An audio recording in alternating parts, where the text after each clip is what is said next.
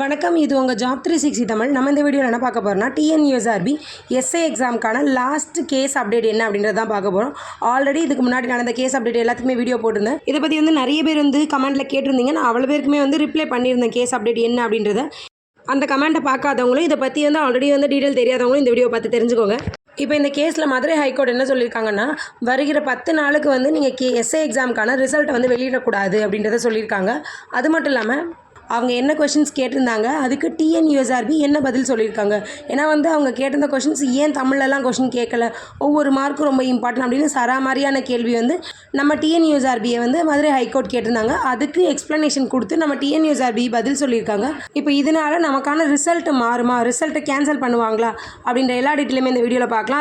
இந்த பதிலுக்கு அப்புறம் மதுரை ஹைகோர்ட் என்ன சொல்லியிருக்காங்கன்னா, நம்ம ஜட்ஜ் என்ன சொல்லியிருக்காங்கன்னா, வர 10 நாளைக்கு நீங்கள் இந்த கேஸுக்கு, அதாவது எஸ்ஏ எக்ஸாமுக்கான ரிசல்ட்டை நீங்கள் ரிலீஸ் பண்ணக்கூடாது. 10 நாளுக்கு அப்புறம் தான் இந்த ஜட்ஜ்மெண்ட் என்ன அப்படின்றத சொல்லுவோம் அப்படின்றத சொல்லியிருக்காங்க. ஸோ 10 நாளுக்கு அப்புறம் தான் இந்த கேஸ்க்கான ஜட்ஜ்மெண்ட் வருதா அல்லது அடுத்த ஹியரிங் போதா அப்படின்ற எல்லாத்தையுமே நமக்கு தெரிய வரும். அது மட்டும் இல்லாமல் மேபி எக்ஸாம் ரீ எக்ஸாம் வைப்பாங்களா அல்லது ரீ ரிசல்ட் தருவாங்களா அப்படின்றத மதுரை ஹைகோர்ட் தான் முடிவு பண்ணணும். அது மட்டும் இல்லாமல் ரீ எக்ஸாம் கண்டிப்பாக சொல்கிறாங்களா அல்லது கிரேஸ் மார்க் தர்றாங்களா அப்படின்றத தான் நம்ம பார்க்கணும். ஏன்னா ரீ எக்ஸாம் ரொம்ப கஷ்டமான ஒரு ப்ராசஸ். ஸோ ரீ எக்ஸாம் வைக்க மாட்டாங்க. மேபி ஃப்யூச்சரில் இதை மாதிரி நடக்காமல் பார்த்துக்கோங்க அப்படின்னு கூட கேஸை முடிப்பாங்க. இப்படியெல்லாம் வரதுக்கு வாய்ப்பு இருக்குது. என்னவாக இருந்தாலும் மதுரை ஹைகோர்ட் தான் இதுக்கான முடிவை சொல்லுவாங்க.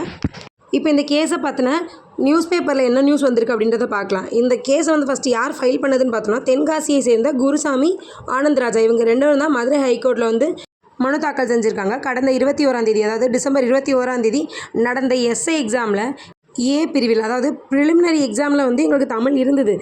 பட் மெயின் எக்ஸாமில் தமிழில் 10 கொஷின்ஸ் கேட்பாங்கல்ல, அதில் எங்களுக்கு 10 கொஷின்ஸில் ஒரு கொஷின் கூட தமிழ் இல்லை. அதுக்கு பதிலாக சைக்காலஜியில் எக்ஸ்ட்ரா 10 கொஷின்ஸே கேட்டுட்டாங்க. இப்படி கேட்டதுனால பலரது வாய்ப்பும் பறிப்போகும் நிலை ஏற்பட்டுள்ளதுன்னு சொல்லியிருக்காங்க. அவங்க சொல்கிறது கரெக்ட் தான். 10 கொஷின்ஸுங்கும் போது ஒவ்வொரு கொஷினுமே நமக்கு கட் ஆஃபில் ரொம்ப முக்கியமான இடத்த கொடுக்கும். ஸோ 10 கொஷின் இல்லாதனால நிறைய பேரோட வாய்ப்பு பறிக்கப்படுது. இதனால் இந்த எஸ்ஏ எக்ஸாம் தேர்வு முடிவுகளை வெளியிடுவதற்கு இடைக்கால தடை விதிக்கணும். அது மட்டும் இல்லாமல் இந்த தேர்வையே ரத்து செஞ்சு புதிய தேர்வு நடத்தணும் அப்படின்ற மாதிரி தான் அவங்க கேஸ் ஃபைல் பண்ணியிருக்காங்க. இப்போ இந்த மனுவில் கொடுத்த 2 கோரிக்கையில் ஃபஸ்ட்டு கோரிக்கையை நம்ம கிளை நிறைவேற்றிருக்கு. மதுரை ஹைகோர்ட் கிளை நிறைவேற்றிருக்கு. அதாவது ரிசல்ட் வெளியிட இடைக்கால தடையும் விதிச்சிட்டாங்க. அவங்க கேட்டிருக்க இன்னொரு கோரிக்கையான தேர்வை ரத்து செஞ்சு ரீ எக்ஸாம் வைக்கணும் அப்படின்றத நிறைவேற்றுவாங்களா மதுரை ஹைகோர்ட் அப்படின்றத வெயிட் பண்ணி தான் பார்க்கணும். 10 நாளுக்கு ரிசல்ட் இல்லை, இடைக்கால தடைங்கும் போது நெக்ஸ்ட்டு 10 நாள் கழித்து தான் இதுக்கான ஹியரிங் வரும். ஸோ அந்த ஹியரிங்கில் நமக்கு என்ன முடிவு வரப்போகுது, அப்படி இல்லைன்னா வேறு ஏதாவது நமக்கு முடிவு சொல்ல போகிறாங்களா அப்படின்ற எல்லாத்தையுமே வெயிட் பண்ணி பார்க்கலாம். அதுக்கான ஜட்ஜ்மெண்ட் அல்லது அதுக்கான அப்டேட் ஏதாச்சும், கேஸ்க்கான அப்டேட் ஏதாச்சும் வந்துச்சுன்னா நான் கண்டிப்பாக வீடியோ மேக் பண்ணி போடுறேன். அதெல்லாம் தெரிஞ்சுக்கணுன்னா நம்ம சேனலை சப்ஸ்கிரைப் பண்ணி வச்சுக்கோங்க. அப்போ தான் நான் அடுத்தடுத்த அப்டேட் உங்களுக்கு வரும். நெக்ஸ்ட் இந்த மனுவை பற்றி பார்க்கலாம். இந்த மனுவை விசாரித்த நீதிபதியான புகழேந்தி அவங்க என்ன கேட்டிருக்காங்கன்னா, தேர்வாணையத்திட்ட நீங்கள் ஆல்ரெடி சிலபஸ் கொடுத்துருப்பீங்க. அந்த சிலபஸ் படி தான் தேர்வாளர்கள் தேர்வுக்கு தயாராகி இருப்பாங்க. அப்படி எக்ஸாமுக்கு தயாராக இருந்த நிலையில் தமிழிலிருந்து ஒரு வினா கூட கேட்கப்படவில்லை என்றால் எப்படி? இப்படி தான் நம்ம புகழேந்தி சார், அதாவது ஜஸ்டிஸ் புகழேந்தி இந்த மாதிரி கொஷின்ஸ் ரைஸ் பண்ணியிருக்காங்க. இதுக்கு இந்த கொஷினுக்கு டிஎன்யூஎஸ்ஆர்பிலேருந்து என்ன பதில் சொல்லியிருக்காங்கன்னா, பாடத்திட்டத்தில் குறிப்பிடப்பட்டுள்ள, அதாவது சிலபஸில் குறிப்பிடப்பட்டுள்ள அனைத்தில் இருந்தும் வினாக்களை கேட்க வேண்டும் என எதிர்பார்க்கக்கூடாது அப்படின்னு சொல்லியிருக்காங்க. அதாவது சிலபஸ் நாங்கள் கொடுப்போம், அதுலேருந்து எந்த டாப்பிக்லேருந்துனாலும் நாங்கள் கொஷின்ஸ் எடுப்போம். நீங்கள் இதுலேருந்து இது எடுக்கணும், இதுலேருந்து எடுக்கணும், நீங்கள் எதுவுமே மென்ஷன் பண்ணக்கூடாது. நாங்கள் எதுலேருந்துனாலும் எடுப்போம். சிலபஸ் கொடுத்துட்டோம், பட் சிலபஸில் கொடுத்துருக்க எல்லா டாப்பிக்லேருந்தும் நாங்கள் கொஷின் எடுக்கணும் அப்படின்னு நீங்கள் எதிர்பார்க்கக்கூடாது அப்படின்னு நம்ம டிஎன்யூஎஸ்ஆர்பி சைட்லேருந்து ஆஜரான அட்வொகேட் ஜெனரலான வீரா கதிரவன் அப்படின்றவர் சொல்லியிருக்காங்க. டிஎன்யூஎஸ்ஆர்பிலேருந்து இந்த பதில் கொடுத்தோடனே நீதிபதி இன்னொரு கொஷின் வேறு கேட்டிருக்காங்க. ஒவ்வொரு மதிப்பெண்ணும் முடிவை மாற்றலாம். இந்த ஒரு ஆன்சர்லேருந்து மதுரை ஹைகோர்ட் என்ன சொல்ல வராங்கன்னு உங்களுக்கே புரிஞ்சிருக்கும்.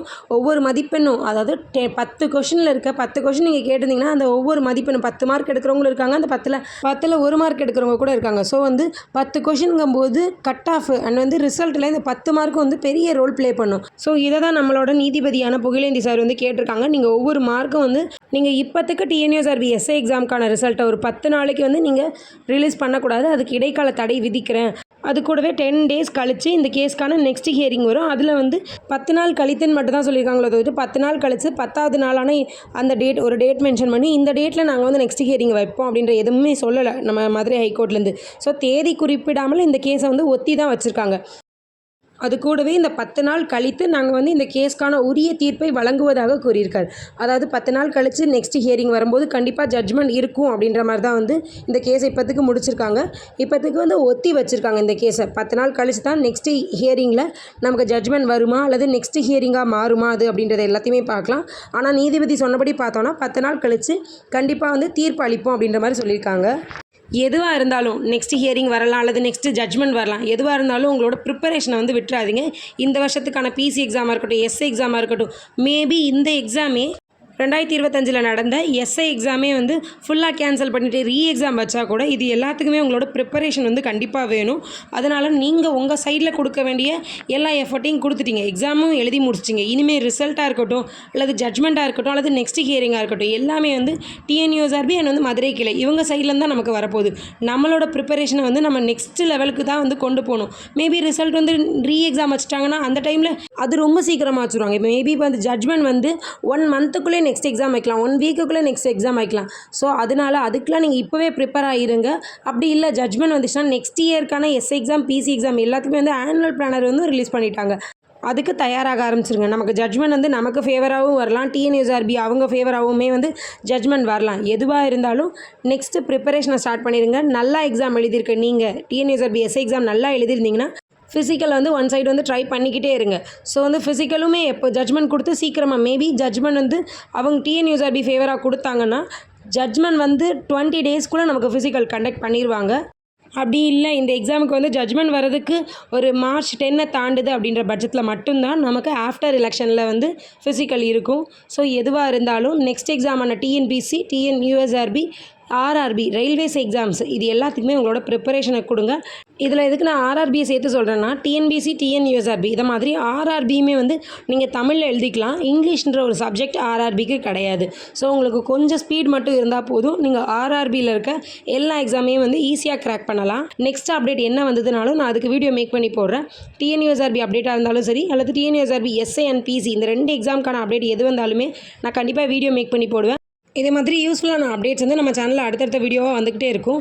ஆல்ரெடி உங்கள் ஃப்ரெண்ட்ஸ் அண்ட் ஃபேமிலி மெம்பர்ஸ் யாராவது டிஎன்யூஎஸ்ஆர்பி எஸ்ஐ எக்ஸாமுக்கு அல்லது பிசி எக்ஸாமுக்குலாம் ட்ரை பண்ணிவிட்டு ரிசல்ட்டுக்காக வெயிட் பண்ணிட்டு இருந்தாங்கன்னா அவங்களுக்கு இந்த வீடியோவை ஷேர் பண்ணி நம்ம சேனலில் அவங்களையும் வந்து ஃபாலோ பண்ண சொல்லிக்கோங்க. அப்போ தான் அவங்களுக்குமே எந்த அப்டேட் வந்தாலும் சீக்கிரமாக கிடைக்கும். இந்த வீடியோ யூஸ்ஃபுல்லாக இருந்துச்சுன்னா லைக் பண்ணிக்கோங்க. இந்த TNUSRB SI exam and PC exam இதை பற்றி உங்களுக்கு ஏதாவது சந்தேகங்கள் இருந்துச்சுன்னா கமெண்ட்டில் கேளுங்க. அது கூடவே இந்த 10 நாள் கழித்து வரப்போகிற ஜட்ஜ்மெண்ட்டில் எந்த மாதிரி முடிவு வந்தால் நல்லாயிருக்கும் அப்படின்ற உங்களோட கருத்தையும் வந்து இந்த கமெண்ட்டில் சொல்லுங்கள். எக்ஸாம் இந்த ஜட்ஜ்மெண்ட்டில் வந்து நமக்கு எக்ஸாம் வந்ததுன்னா நிறைய பேர் வந்து ரொம்ப சந்தோஷப்படுவாங்க. பட் வந்து தமிழில் 10 கொஷின் கேட்கட்டால் கூட செலக்ட் ஆகிருக்க அந்த 7000 பேருமே வந்து ரொம்ப அஃபெக்ட் ஆவாங்க. அவங்களுக்குமே வந்து ரொம்ப பாதிப்பு வரும். ஜட்ஜ்மெண்ட் வந்து ஃபேவராக வந்துச்சுன்னா எக்ஸாம் வைக்கலாம் அப்படின்ற மாதிரி ஃபேவர் வந்துச்சுன்னா அவங்க ரொம்ப பாதிக்கப்படுவாங்க. என்னவா இருந்தாலும் ஆல்ரெடி அவங்க ப்ரீவியஸாக நடந்த எஸ்ஐ எக்ஸாமே வந்து கிளியர் பண்ணியிருக்க பட்சத்தில், அதாவது தமிழில் 10 கொஷின்ஸ் கேட்காமலே அவங்க வந்து எக்ஸாமை கிளியர் பண்ணியிருக்காங்க அப்படின்ற பட்சத்தில் நெக்ஸ்ட்டு எக்ஸாம் வச்சா கூட தமிழ்லேயும் 10 கொஷின் கேட்பாங்க. அப்போனா அவங்க வந்து எக்ஸ்ட்ரா இப்போ எடுத்திருக்க மார்க் கூட எக்ஸ்ட்ரா மார்க் தான் எடுப்பாங்களோ தவிர்த்துட்டு கம்மியான மார்க் எடுக்க வாய்ப்பு கிடையாது. ஸோ எதுவாக இருந்தாலுமே வந்து அவங்களுக்கு ஃபேவராக தான் அமையும். ஆல்ரெடி கிளியர் பண்ணியிருக்கவங்களுக்கு கொஞ்சம் யூஸ்ஃபுல்லாக தான் இருக்கும். இந்த மாதிரி எக்ஸாம் வச்சாலும் சரி, ஆல்ரெடி நடந்த எக்ஸாமுக்கு ரிசல்ட் தந்தாலும் சரி, எதுவாக இருந்தாலும் நல்லா எக்ஸாம் எழுதினவங்களுக்கு தான் ரிசல்ட் வரும். ஸோ நெக்ஸ்ட்டு ஹியரிங் இன்னும் 10 நாள் கழித்து வரும்னு இருக்காங்க. அதில் ஏதாவது அப்டேட் இருந்துச்சுன்னா நான் கண்டிப்பாக வீடியோ மேக் பண்ணி போடுறேன். வீடியோ பிடிச்சிருந்தா லைக் பண்ணிக்கோங்க. தேங்க்யூ.